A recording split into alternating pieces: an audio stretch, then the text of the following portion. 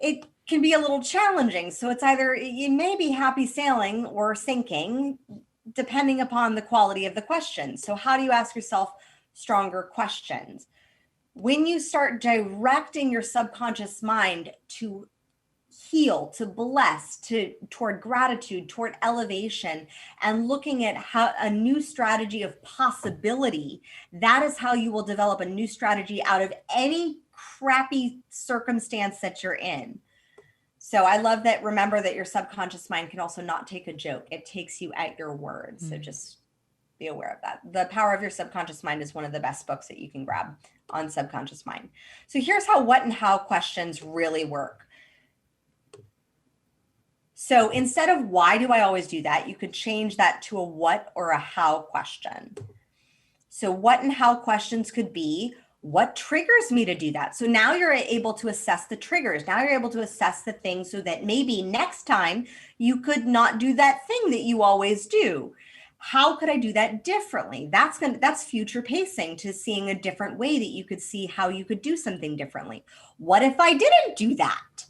Like what if you didn't do that? What if you did something different? What would then happen? What would that bring up in you? Who would I be if I didn't do that? So these are all different types of questions that can develop a different type of strategy, or that can allow you to actually have solutions rather than more reasons, limiting beliefs, and excuses as to why you're doing what it is that you're doing.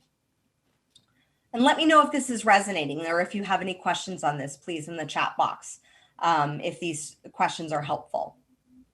Here is when to use why. When you use why when directed toward faith, purpose, and vision. So like you'll hear a lot in coaching, people will say, what's your why?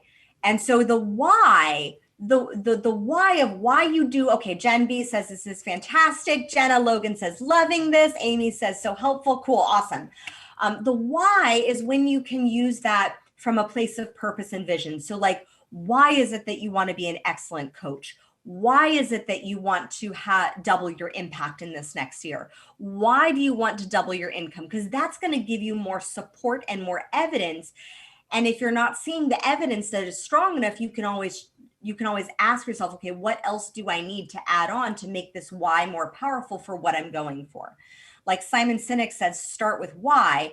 I say why is great for if you're operating from purpose, faith, and vision. Why is not so great when you're dealing with any sort of negative beliefs, because it'll just cycle and circle you around, and then you'll get stuck in this crappy cycle. But when you use why from faith and purpose and vision, it is super powerful for changing the dynamic of how you're moving forward.